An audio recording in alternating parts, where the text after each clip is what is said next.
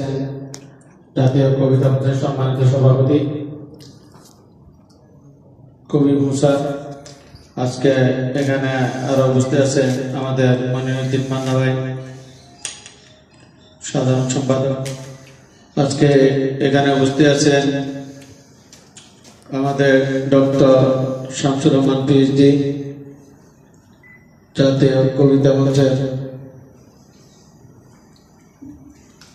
উপদেষ্টা। আজকে এখানে উপস্থিত আছেন যশোর সমিতির সভাপতি আব্দুল সামাদ ভাই।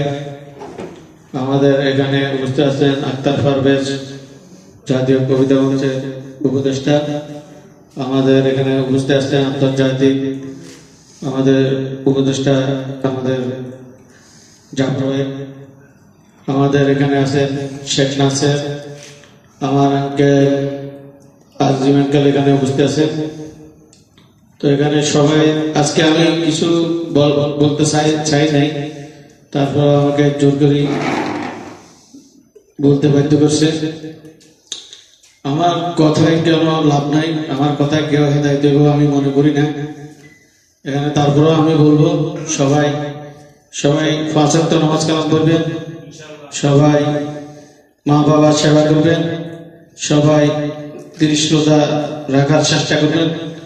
একটি রোজা যদি 30 রোজা থেকে যদি একটি রোজা না রাখেন ইচ্ছাকৃতভাবে, তাহলে 60টি রোজা রাখতে হবে। তো 60টি রোজা রাখা অসম্ভব, তো আমরা 30টি যদি রাখতে না পারি 60টি কিভাবে রাখবো? তো 30টি রোজা রাখার জন্য চেষ্টা করবেন। এটা আল্লাহ মাফ করবে না। নামাজ, রোজা এগুলো আল্লাহ মাফ করবেন। জাকাত দিতে হবে। যাদের কাছে টাকা পয়সা ধন দৌলত আল্লাহ রাব্বুল আলামিন দিয়েছে তারা জাকাত আদায় করতে হবে। যারা জাকাত আদায় করবে না তাদের অনেক বড় শাস্তি রাখছে আল্লাহ রাব্বুল আলামিন।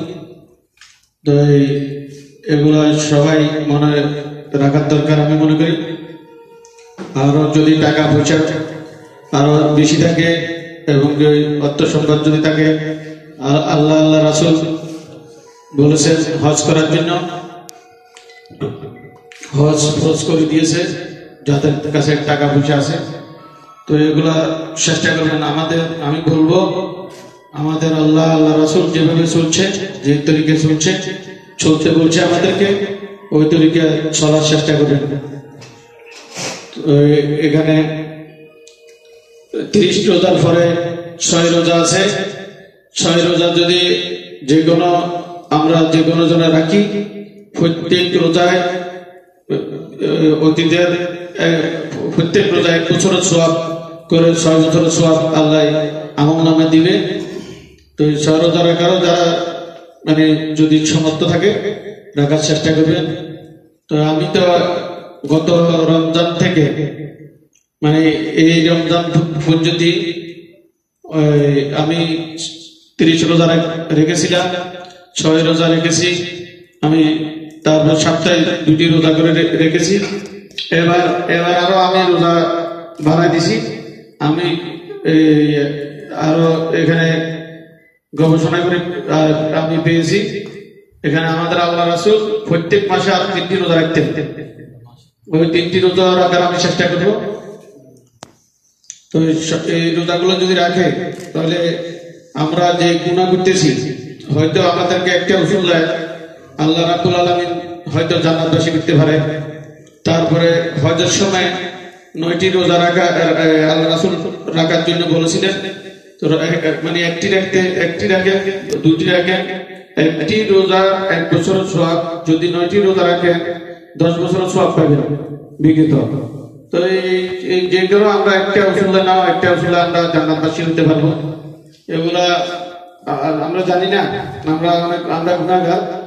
তো আমরা একটা উসুল লাই আমরা, তারপর আমরা চেষ্টা করতে দেবো মানে যেন আল্লাহ রাসূল আমরা যেন আল্লাহ রাসূলের সুপারিশ পাই দুনিয়াতে যাওয়ার পর, এটা চেষ্টা করবেন। আর আমরা যখন মারা যাব আমরা কিছু নিতে পারবো না। আমরা এসেছি খালি হাতে, আমরা চলে যেতে হবে খালি হাতে।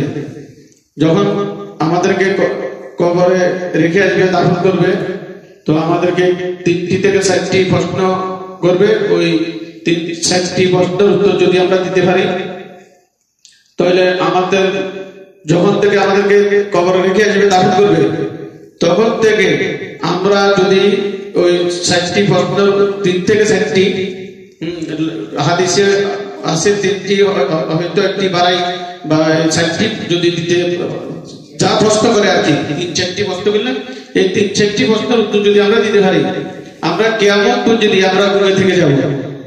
আর যদি আমরা এই 3টি প্রশ্ন যদি প্রশ্নের উত্তর যদি দিতে না পারি, যখন দাফন করে আসবে তখন থেকে আমাদের জন্য কিয়ামত, মানে তখন থেকে আযাব, তখন থেকে মানে জাহান্নাম, তখন থেকে মানে আমরা জাহান্নাম অনুভব করতে হবে। তখন থেকে আমাদের মানে রূহ মানে কষ্ট রেখে দিবে।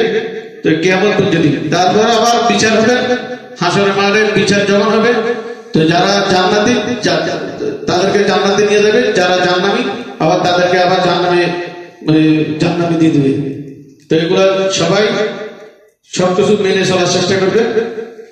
এগুলা আমাদের কাছে মনে রাখার দরকার। আমরা আল্লাহকে ভয় করার দরকার। আল্লাহর সাথে যেন আমরা কোনো কেউ শিরিক না করি। আমরা যদি আল্লাহর সাথে শিরিক করি তাহলে আল্লাহ মাফ করবে না। আর মানে কবিরা গুনাহ, সগীরা গুনাহ সমস্ত গুনাহ থেকে বেঁচে থাকার চেষ্টা করবে। আমি সবাইকে অনুরোধ করব। তো আমি বলবো, আজকে পৃথিবীতে করোনা আল্লাহ রাব্বুল আলামিন দিয়েছে, করোনা ফাটাছে। তো আমরা আল্লাহ রাব্বুল আলামিন চেয়েছিলেন ভালো হতে, তো আমরা কই ভালো হয়েছি? আমি তো দেখতেছি না ভালো হয়েছি। আমি মনে করি আমরা আরো বেশি খারাপ হয়েছি। আমরা দেখতেছি আমরা করোনার দোহাই দিয়ে আমরা একজন অন্যজনের হক খেয়ে ফেলতেছি। এই যে আমাদের আবুধাবি বিল্ডিং এ আমরা কত সহযোগিতা করছি। আমাদের বিল্ডিং এর যখন লকডাউন দিয়েছে, যে আমাদের বিল্ডিং মালিক শেখ বিল্ডিং, আমাদের পাড়া পর্যন্ত দিয়ে নেয়, করোনার দোহাই দিয়ে আমাদের হক পর্যন্ত গিয়ে ফেলতেছে। তো আমি অনুরোধ করব, মানে আমরা আমাদের যারা এই দায়িত্বে আছে তাদেরকে আমি বলছি, দরকার হলে এক রুমের 500 টাকা করে কমাই দাও। 500 টাকা পুরো মাসের ভাড়া দিয়ে নাই, ভাড়া নিতে যদি অনেক কষ্ট হয়েছে। আমি অনেক ওই মাসের ভাড়া দিয়ে নাই আমার মনে হয়, যদিও যারা ভালো মানুষ কিছু কিছু হতে দিচ্ছে। তো আমি বলবো, যেন কারো হক আল্লাহ হক মাফ করবে না, যেন আমরা কেউ যেন কারো হক না খাই, আমরা যেন পৃথিবীর থেকে যেতে পারি ইমানের সাথে, এই কামনা করি আমি। তো আমি বলবো, সবাই ভালো থাকে, সুস্থ থাকেন, এই কামনা করি। আজকে সংযুক্ত আরব আমিরাতে আমাদের শেখ জাহিদ, আমাদের মরহুম শেখ জাহিদ, ওনার জন্য আমি সবসময় বলি, আমি ওনার জন্য দোয়া কামনা করি। ওনাকে যেন আল্লাহ রাব্বুল আলামিন জান্নাতুল ফিরদৌস দারাজ করেন, এবং কি এই দেশের সকল শেখ, আমরা এই দেশে আমরা স্বাধীন, আর আমরা দেশে গেলে মানে যারা মুক্তিযুদ্ধ করছে তারা যদি রেহাই পাইতেছে না, তাদের মানে আমি শুনছি আমাদের অনেক এখানে এসেছিলেন অনুষ্ঠানে, ওনার সিলেটের একজন ওনার স্ত্রীকে, ওনার ফ্যামিলিকে মানে মারধর করছে, আক্রমণ, সন্ত্রাসী মুক্তিযুদ্ধ নজরুল ইসলাম ওনার ফ্যামিলিকে যদি লাঞ্ছিত করছে, তো কেউ আমরা বাংলাদেশে স্বাধীন না। আমি তারপরে বলবো যে বাংলাদেশ এখানে যারা আছি, আমরা তো এই দেশে যারা আছি, আমরা সবকিছু এই দেশ থেকে আমরা অনেক শিক্ষা আমরা অর্জন করছি। আল্লাহর রহমতে এই দেশে আইন কানুন সমস্ত কিছু ঠিক আছে বলি আজকে আমরা এই দেশে স্বাধীন। তো আমাদের বাংলাদেশে যদি এই দেশের মতো আইন কানুন যদি ব্যবস্থা রাখতো, তো বাংলাদেশের মানুষ আজকে এত খারাপ হতে পারতো না। তো বাংলাদেশের মানুষ, এখন আমি কারো দোষ দিব না, যারা উপর থেকে নিচ পর্যন্ত দেখেন, উপর থেকে নিচ পর্যন্ত মানে আমি নিজে বলবো, আমিও ভালো না। তো আমি সবার কাছে এই দোয়া কামনা করি যেন আমি নিজে ভালো হয়ে যাই। তো আপনারা যারা এখানে আছেন সবাইকে দাওয়াত পৌঁছা দিবেন, যেন কেউ হক না খায়, যেন ইমানের সাথে দিনের থেকে যাইতে পারে। 5 ওয়াক্ত নামাজ কালাম যেন পড়ে। বন্ধু বান্ধব যারা আছেন তারা বলবেন নামাজ কালাম যেন পড়ে। নামাজ 1 নম্বর, নামাজের জন্য আল্লাহ রাব্বুল আলামিন ধরবে। তো আল্লাহ রাব্বুল আলামিন কারোকে মাফ করবে না। আজকে বাংলাদেশ সরকার, আমি বলবো আমাদের দেশের জনগণ, আমি মনে করি বাংলাদেশ সরকার বলতে জনগণ হলো বাংলাদেশের সরকার। জনগণ আমাদের জনগণের জান মাল কোনো কিছু নিরাপত্তা নাই।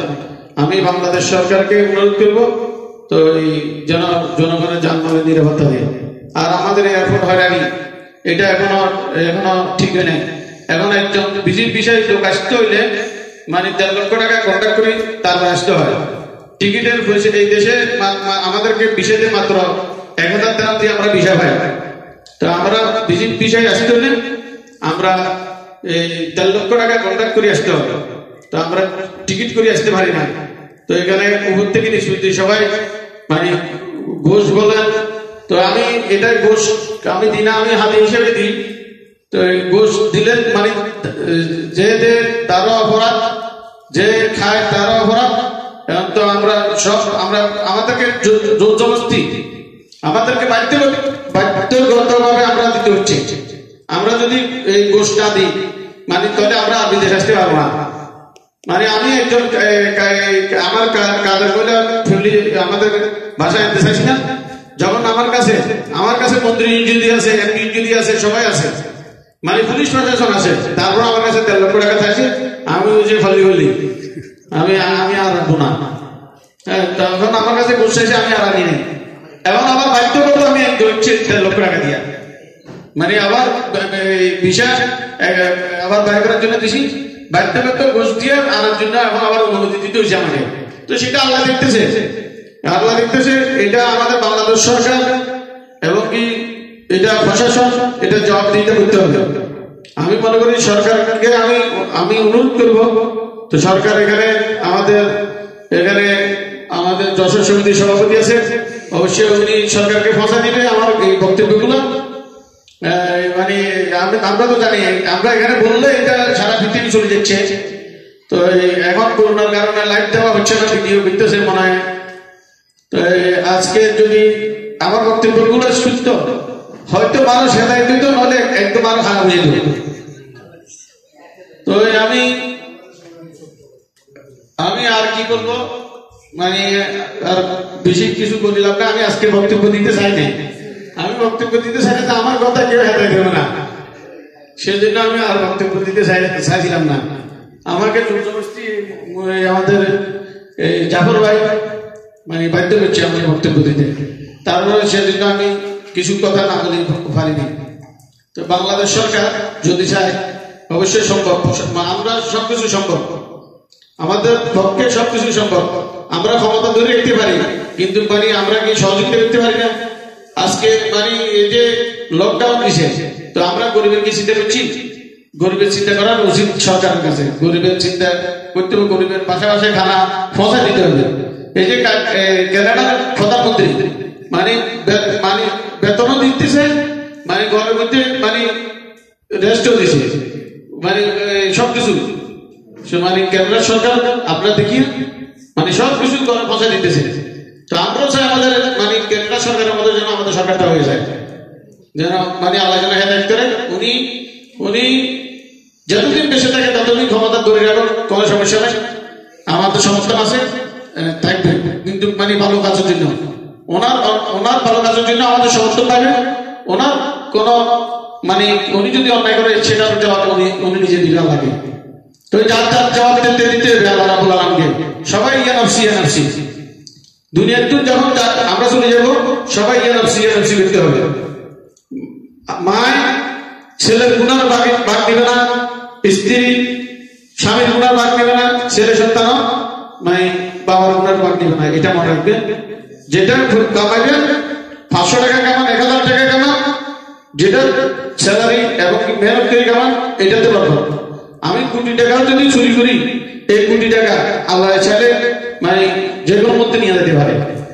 তারপরও সারা পৃথিবীর সুখ শান্তি কামনা করতেছি, সারা পৃথিবীর মানুষকে, মানুষ এবং যারা মানব জাতি, আমি বলতে চাই আমাদের আল্লাহ রাসূল নিজে বলেছেন, আল্লাহ রাসূল নিজে বলেছেন যার যাত্রা আমরা দেখতে ভালো করবে, মানে কারো ধর্ম নিয়ে যেন আমরা বাড়াবাড়ি না করি। তো আমরা মুসলমান কখনো আমরা ধর্ম নিয়ে বাড়াবাড়ি করি না, কিন্তু আমাদেরকে বাধ্য করে কখনো কখনো, কিন্তু আমরা ধর্ম নিয়ে বাড়াবাড়ি না।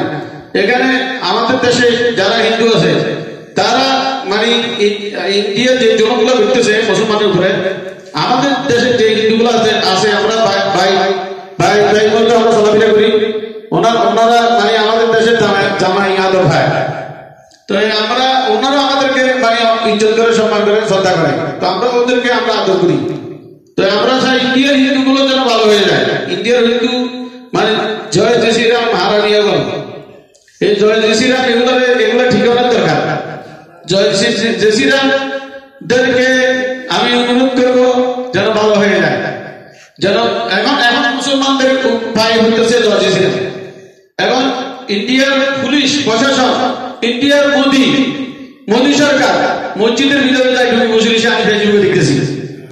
এবং মানে ইন্ডিয়ার সরকার মোদী যদি এখন যদি বলে তুমি সরকার যদি থাকতে হয় মুসলমানের দেবে, ও মুসলমান হয়ে যাবে। ওর দাড়ি কত সুন্দর দাড়ি, মানে মানে সুন্দরী দাড়ি, ও সব ঠিক জানে, ও স্বাভাবিক বিস্তে এত বড় উচিত, মানে আজকে প্রধানমন্ত্রী ইন্ডিয়ার 130 কোটি মানুষের প্রধানমন্ত্রী। তো আমি ওনাকে অনুরোধ করবো যেন ইন্ডিয়া মুসলমানের উপরে যেন অন্যায় যেন না করে, যেন হিন্দুরা যারা আইন হাতে উঠে নাও, মুসলমান উঠে নাও, হিন্দু উঠে নাও, যেন আইনের শাসন কায়েম করে, যেন সবাই যানবাহনের নিরাপত্তা দেয়। এবং ইন্ডিয়া বাংলাদেশ আমরা তো যুদ্ধগুলো ভাই ভাই, তো মানে এখন ভাই ভাই বলবো না ভাই ভাই বলবো আমি জানি না। এখন তো আমাদের সরকার, আমাদের মাননীয় প্রধানমন্ত্রী মানে আমাদের বাংলাদেশ সরকার শেখ হাসিনা, বঙ্গবন্ধু করোনা, হয়তো ভাই বোন ওনারা। তো